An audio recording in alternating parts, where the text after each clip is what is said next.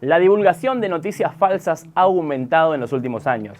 Es por eso que se consideran a las fake news como un cáncer para el tejido social. Es por eso también que en este programa las analizamos en profundidad para que vos sepas qué hay detrás de las noticias. Esto es Doble Vara.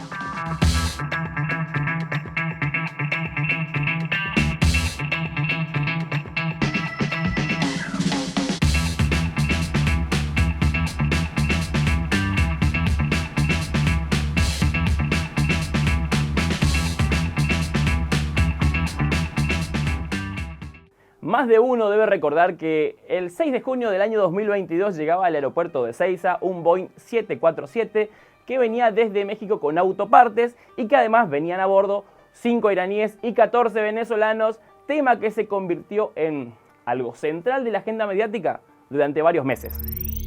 Un avión venezolano que antes fue de los iraníes aterrizó en la Argentina. Además, la tripulación incluía a presuntos agentes de la Guardia Revolucionaria iraní, un cuerpo señalado de terrorismo por la Casa Blanca. ¿Pero qué venía a hacer un avión venezolano-iraní a la Argentina? Ese era el interrogante más puntual de todos los periodistas de los medios de comunicación. ¿Realmente traía autopartes o venían con otras intenciones?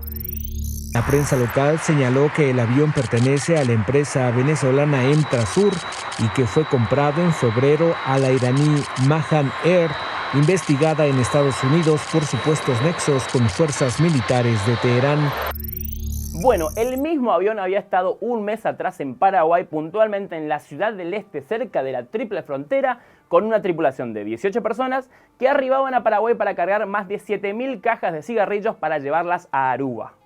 Y con la histórica fama de la Triple Frontera como zona de albergue de células terroristas, las autoridades paraguayas fueron quienes generaron las alertas en base a la información recabada durante la estadía de la aeronave en suelo guaraní.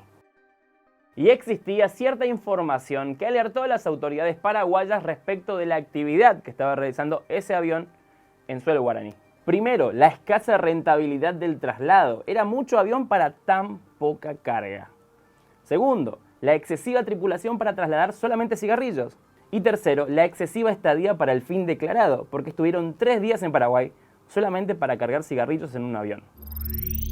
Esto hizo que el Ministerio Anticorrupción de Paraguay se expresara a través de un comunicado e iniciara las investigaciones pertinentes. Además, los organismos de inteligencia de ese país también generaron las alertas y dieron aviso a los países de la región. Y la gestión directa de esas comunicaciones no estuvo a cargo de mi secretaría, estuvo a cargo de la Secretaría Nacional de Inteligencia y no quiero caer en imprecisiones en ese sentido. Lo que sí puedo asegurar que la comunicación se hizo por las vías correspondientes utilizadas por los organismos de inteligencia y se hizo en forma oportuna en cuanto a que nada más se concluyó ese análisis de la documentación, se puso a conocimiento no solo de la Argentina, sino también de otros países de la región. En ese documento, René Fernández, ministro anticorrupción de Paraguay, comunicaba que se iniciaban las investigaciones pertinentes y administrativas hacia los organismos que debieron controlar ese avión, pero que no lo hicieron correctamente. El ministro decía que se iniciaba una investigación de oficio vinculada con circunstancias que han tomado estado público vinculadas a la empresa de transporte de Aerocargo del Sur, Emtrasur, y al vuelo realizado por la aeronave Boeing 747 de dicha aerolínea entre el 13 y el 16 de mayo del 2022 en el aeropuerto guaraní Minga Guazú. Pero volviendo a la Argentina, el diputado por Juntos por el Cambio, Gerardo Milman, toma toda la información que viene desde Paraguay, más toda la que se difundió por los medios de comunicación en la Argentina, e inicia las denuncias y presentaciones pertinentes ante la justicia y también hace una presentación ante la Comisión Bicameral de Inteligencia, de la cual también él formaba parte. Había llegado el día 6, tomé conocimiento el día 7, dejé pasar el tiempo a ver si había reacción por parte del gobierno argentino, no la hubo, entonces me vi obligado el viernes a presentar un pedido de informes que tomó Estado Público inmediatamente y casualmente a las pocas horas actuó la Policía Federal Argentina, no la Policía de Seguridad Aeroportuaria. La causa quedó radicada en los tribunales federales de Lomas de Zamora, que tiene jurisdicción sobre Ezeiza, y la investigación la llevó a cabo el juez Federico Villena y la fiscal Cecilia Incardona. El juez Villena ordenó analizar las huellas dactilares de los 19 involucrados y además se peritaron celulares y computadoras de toda la tripulación, tarea que le fue asignada a la policía de la ciudad de Buenos Aires. Y de dicha investigación y análisis salieron a la luz algunos datos bastante importantes. Han hecho la pesquisa que ordenó la fiscal del caso, donde se analizó el teléfono celular del piloto de este avión, el piloto iraní Gholamreza Ghasemi, y lo que se descubrió es que en ese teléfono celular había imágenes de misiles, de tanques, de milicias iraníes, también de bandera con consignas contra el Estado de Israel y de fotos de este piloto cuando era joven y participaba presuntamente de la Guardia Revolucionaria iraní Al-Quds. Con toda esta información, el juez Villena ordenó que el avión quede custodiado por la justicia y le prohibió la salida del país a todos los tripulantes del avión. También la AMIA y la DAIA exigían un rápido esclarecimiento de los hechos que vinculaban a este avión de la empresa venezolana con la justicia argentina. En su comunicado, ambas organizaciones centrales de la comunidad judía exigían una información exhaustiva y detallada sobre el listado de tripulantes que viajaban en la mencionada aeronave y los motivos de su paso por el país. Además, mencionaban los atentados del 17 de marzo de 1992 contra la Embajada de Israel en Buenos Aires y del 18 de julio de 1994 contra la AMIA, que aún permanecen impunes y fueron planificados y ejecutados por Hezbollah, un grupo terrorista financiado y apoyado por la República Islámica de Irán.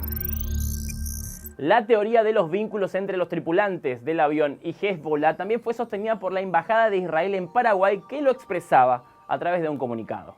La Embajada de Israel en Paraguay sostenía que el avión que aterrizó en la Argentina se encontraban iraníes involucrados de forma directa en el tráfico de armas a Siria y a la organización terrorista Hezbollah de Líbano.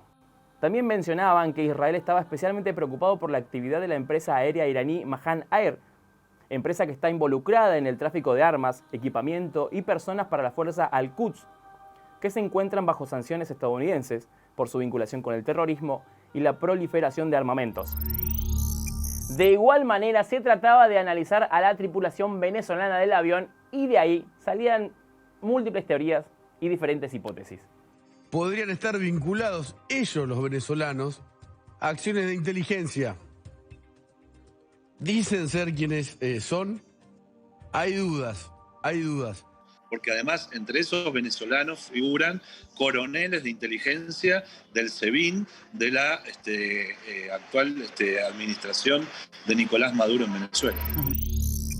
A raíz de los diferentes documentos, evidencias e investigaciones que iban surgiendo con el correr de los días, desde el gobierno de Venezuela le exigían a Alberto Fernández que libere el avión, y lo hacían de una manera poco diplomática.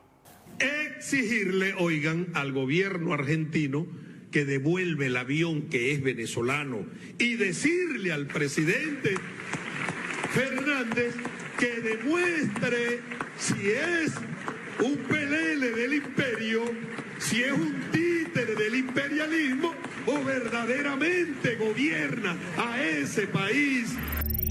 Mientras todo esto sucedía, Estados Unidos le pidió a la Argentina la incautación del Boeing 747 retenido en el país. ¿Por qué? Porque el avión pertenecía a la empresa iraní Mahan Air, que lo transfirió a la empresa venezolana Conviasa. Conviasa es una empresa sancionada por los Estados Unidos. Entonces, cualquiera que comercie con esta empresa puede recibir sanciones de los Estados Unidos. Entonces pasó lo que tenía que pasar. Hay novedades porque la noticia de último momento es que la justicia argentina aceptó el pedido de los Estados Unidos de que el avión también quede incautado a nombre de los tribunales de los Estados Unidos. Hasta acá toda la información que te vengo brindando indicaba que el vuelo de la empresa Entrasur venía claramente a hacer un trabajo de inteligencia. Pero, ¿qué pasó después? Bueno, ya presentamos todas las pruebas que indicaban lo peligroso que era para la seguridad nacional la llegada de este avión y sus tripulantes a suelo argentino. Pero realmente, ¿existió un delito por parte de los tripulantes venezolanos e iraníes de este avión? La Cámara Federal acaba de definir que libere a 12 de los tripulantes y en 10 días defina la situación de los otros 7, que son justamente, de esos 7, 5 son los tripulantes iraníes que siguen en Argentina, pero que hay que recordar que no están detenidos, están retenidos por acá dando vueltas por la Argentina. Si toda la información aportada por los denunciantes organismos de inteligencia y medios de comunicación indicaban que parte de la tripulación del avión eran terroristas, ¿por qué la justicia los dejó irse del país?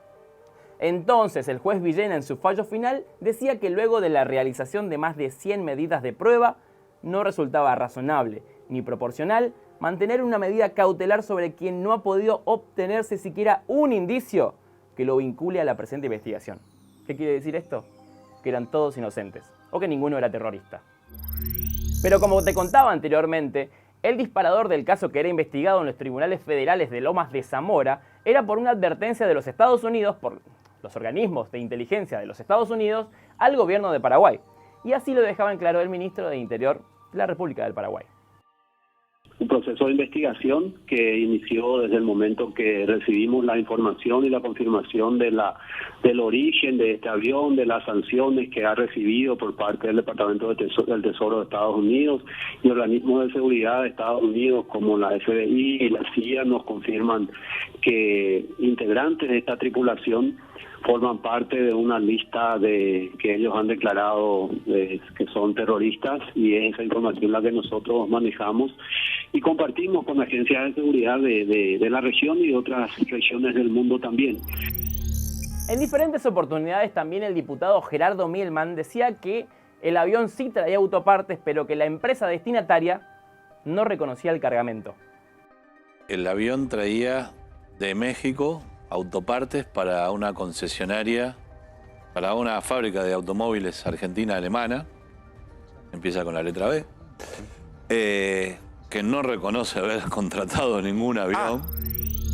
Y lo que dice Mielman es totalmente falso, porque la empresa destinataria, que es Volkswagen, afirma no tener ningún tipo de vínculo con el Boeing 747, pero confirma haber contratado a la empresa Forwarder, quien internacionalmente provee de servicios logísticos para que trajera las autopartes desde México. Y el propio juez Villenas decía en sus escritos que la empresa Forwarder había sido contratada para trasladar autopartes desde México y que había cumplido con lo que le habían pedido.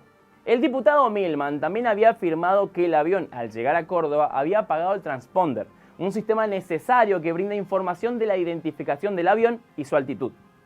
En el viaje que hace de Córdoba a Buenos Aires, apagan el transponder. Eso ya es un delito. Eso ya es un delito para toda la tripulación. Y esto fue totalmente desmentido por la empresa argentina de navegación aérea, que también forma parte del fallo del juez Villenas. En el fallo del juez Villena, la empresa argentina de navegación aérea informaba que la mencionada aeronave tuvo contacto radar con el sistema transpondedor encendido en todo momento mientras transitaba por espacio aéreo argentino, de manera normal como el resto de las aeronaves que sobrevolaron el espacio aéreo. Otro de los argumentos es que el avión de la empresa Entrasur venía de hacer una escala por Ciudad del Este. El avión salió de Caracas a México, Ciudad del Este, Buenos Aires. Y esto es totalmente falso y lo desmintió el propio ministro del Interior de Paraguay, Federico González, quien afirmaba que el avión sí había estado en Paraguay, pero en mayo del 2022, y en Ciudad del Este cuando llevó adelante el traslado de una carga de cigarrillos hacia Aruba. El 16 de mayo el equipo voló desde Ciudad del Este, Paraguay, a Oranjestad, Aruba. Los datos filtrados al autor de este memorando de una fuente confidencial paraguaya confirman los informes de los medios. El cargamento transportaba 80 toneladas de cigarrillos de fabricación paraguaya de Tabacalera del Este, Sociedad Anónima, de Horacio Cartes, a Aruba en nombre de una empresa incorporada a la zona libre de comercio de Aruba. Y a pesar de los mentados informes de los servicios de inteligencia, ninguno de los 19 tripulantes tenía impedimentos para ingresar a la Argentina. No había alertas rojas, no había pedidos de captura. Entonces, ¿eran o no eran terroristas? No, definitivamente no eran terroristas. Y lo confirmaba el juez Villenas. El piloto del avión también había sido centro de operaciones mediáticas y políticas alrededor del tema. Y toda esta campaña mediática en contra del piloto fue para absolutamente nada. ¿Por qué? Porque ni siquiera había información internacional que lo vincule con células terroristas. O sea, un papelón. Y después de meses de una campaña mediática donde buscaban encontrar una sola prueba que vincule a los tripulantes del avión con operaciones terroristas, el juez Villenas dictaminó que no existía mérito alguno para procesarlos o para seguir reteniéndolos en el país. Entonces podemos decir que toda la información que circuló sobre este avión era falsa. El avión llegó a la Argentina el 6 de junio y tenía planeado volar de regreso a Venezuela el 7 de junio, pero no despegó porque no consiguió cargar combustible. Una sanción que arrastraba por parte del Tesoro de los Estados Unidos provocó que ninguna empresa quisiera venderle combustible, ya que las consecuencias para la firma que lo hiciera son bastante graves. Con ese marco, el 8 de junio pidió autorización para ir a cargar combustible a Uruguay, ya que en Argentina le resultaba imposible. Ya en vuelo, el vecino país le negó el aterrizaje por no tener autorización de sobrevuelo para Uruguay. Cuando va a Uruguay, sale con autorización del DINASIA, que es el organismo de Uruguay de aviación que autoriza, y cuando está por aterrizar no se lo permiten. El ministro de Paraguay, Federico González, indicó que tras el rechazo de Uruguay, el avión pidió permiso para sobrevolar el espacio aéreo paraguayo y le fue denegado. La empresa logró comprar vía broker combustible en Bolivia, pero no tenía suficiente combustible en su tanque para llegar a Bolivia. Ahora bien, si el mismo avión ya había volado por los cielos de distintos países de la región un mes antes de llegar a la Argentina, incluso había cargado combustible sin inconvenientes, ¿por qué las alertas recién se activaron cuando la aeronave aterrizó en Ezeiza? Claramente querían que el avión se quedara en Argentina. Acá nos vendieron una historia muy bien orquestada donde nos contaban que iraníes y venezolanos venían a hacer trabajos de inteligencia a nuestro país, como si todos los venezolanos e iraníes fueran terroristas, narcos o malvivientes. Trataron de vincular a los iraníes con la AMIA y a los venezolanos con el chavismo, y ni siquiera existía una prueba internacional que pueda respaldar esos fundamentos. Todo esto requirió de una investigación para determinar si alguno de los tripulantes del avión de Entrasur tenía vínculos con el terrorismo internacional. Y lo que surgió de todo esto es obvio. Quedó en la nada misma porque no había nada de nada. Entonces, ¿se trataba de una movida terrorista? Ni por asomo. ¿Traían una bomba o algo similar? Tampoco. ¿Eran narcotraficantes? Ni de casualidad. ¿De qué se trataba? De una fake news. Esto fue Doble Vara.